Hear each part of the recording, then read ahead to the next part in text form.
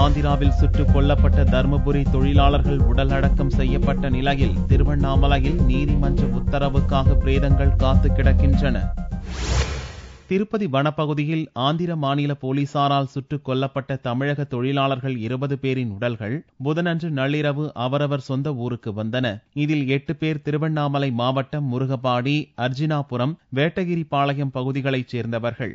வியாழனன்று தொழிலாளர்களின் உடலுக்கு உறவினர்கள் மட்டுமின்றி ஊர் பொதுமக்களும் அஞ்சலி செலுத்த வந்தனர். இது திட்டமிட்ட படுகொலை என்றனர்.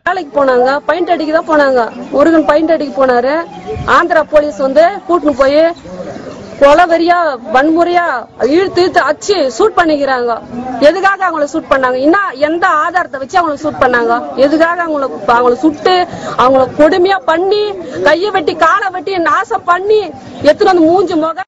இந்நிலையில் சுட்டுக் கொல்லப்பட்டவர்களின் உடல்களை மறுபிரேத பரிசோதனை செய்ய கோரி முனியம்மாள் என்பவர் சென்னை உயர்நீதிமன்றத்தில் மனு தாக்கல் செய்தார். வக்கீல் பாலுவும் இதே கோரிக்கையை வலியுறுத்தி மனு தாக்கல் செய்தார். இதன் மீதான விசாரணையை வியாழனன்று எடுத்துக் கொள்வதாக சென்னை உயர்நீதிமன்றம் தெரிவித்தது. பிற்பகலில் இது தொடர்பாக தமிழக அரசின் கோரிக்கை வைக்குமாறு தெரிவித்த உயர்நீதிமன்றம் வெள்ளியன்று விசாரணைக்கு எடுத்துக் கொள்வதாக கூறியது.